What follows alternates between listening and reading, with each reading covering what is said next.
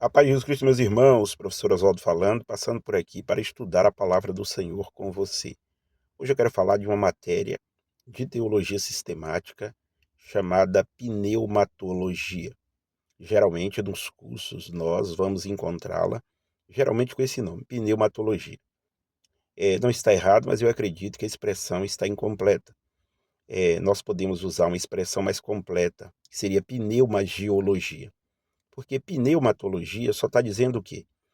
Aí vem dois termos gregos, né? Pneuma, que pode ser vento, né? Sopro, e espírito, vai depender do contexto, então pode ser traduzido como espírito, no nosso caso é como espírito, e a palavra logia, geralmente chamamos de logia, né? Logia, logo estudo do espírito.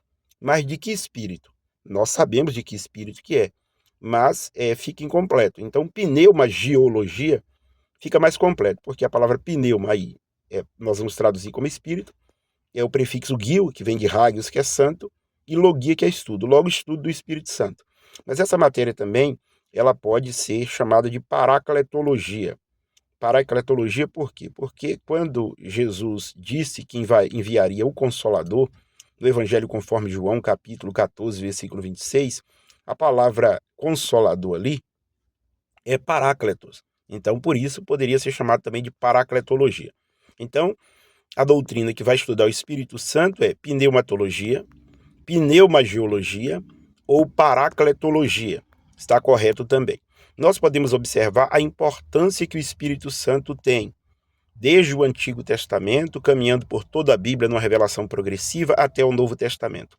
Quando abrimos no livro do Gênesis, capítulo 1, versículo 2, podemos ver o Espírito Santo pairando sobre a face do abismo. A expressão hebraica para espírito ali, ruach, diferente da expressão grega pneuma para espírito, mas é o correspondente, ruach, espírito, pneuma, grego e espírito. Nós podemos ver o ruach de Deus pairando sobre a face do abismo. Vamos caminhando dentro da Escritura e na revelação progressiva, o Espírito Santo trabalhando em todos os momentos.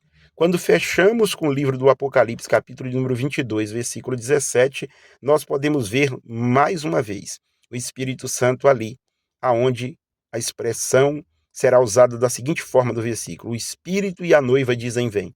O Espírito Santo abre o cânon sagrado com Gênesis e fecha o cânon sagrado com o livro do Apocalipse, do começo ao fim. Olha só a importância do Espírito Santo.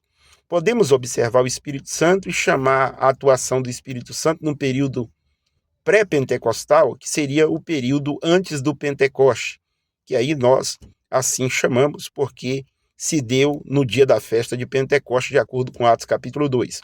O período pré-pentecostal, nós vamos ver o Espírito Santo atuando somente em algumas classes de pessoas, que era basicamente essas classes que geralmente eram usados pelo poder do Espírito Santo ou pelo Espírito Santo. Quando outras pessoas recebiam, era muito raramente a manifestação do Espírito Santo em outras pessoas, a não ser nos profetas, nos sacerdotes, nos juízes e nos reis. Então, sacerdotes, profetas, juízes e reis. Geralmente, o Espírito Santo trabalhava com esses grupos, com essas classes de pessoas. Tá? Mas o tempo foi passando e aí um dia Joel, um profeta do Senhor, anunciou algo interessante em Joel 2, ali a partir do versículo número 28 a seguir. O Joel vai dizer que um dia o Senhor derramaria do seu espírito sobre toda a carne. Ora, até aquele momento, nós tínhamos algumas classes que vinham provando a manifestação do poder do Espírito, os profetas, os reis, os sacerdotes e os juízes por um período mais ou menos de 3 séculos, tá?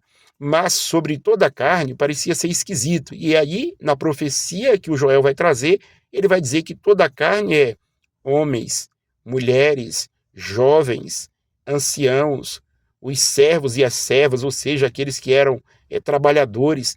Então, o Espírito Santo vai trabalhar com todos. Seria sobre toda a carne, é claro, sobre toda a carne daquele que entregasse a sua vida para o nosso Senhor e Salvador Jesus Cristo, que aí é justamente quando O Pentecoste, no capítulo de número 2 de Atos dos Apóstolos, vai ocorrer ali no dia de Pentecoste a manifestação do Espírito Santo, e dali para frente é sobre toda a carne. Qual toda a carne? Toda a carne que aceita Jesus Cristo como o Filho de Deus e assim entrega e rende sua vida a Ele. Então, no período pré-pentecostal, trabalhava com 4 classes: reis, profetas, sacerdotes e juízes, né? E no período pós-pentecostal, agora é sobre toda a carne que entrega a vida para o nosso Senhor e Salvador Jesus Cristo, agora pode receber o Espírito Santo, e o Espírito Santo habita dentro dessa pessoa. Olha que maravilha. Deus abençoe a todos e fiquem todos na paz do Senhor Jesus.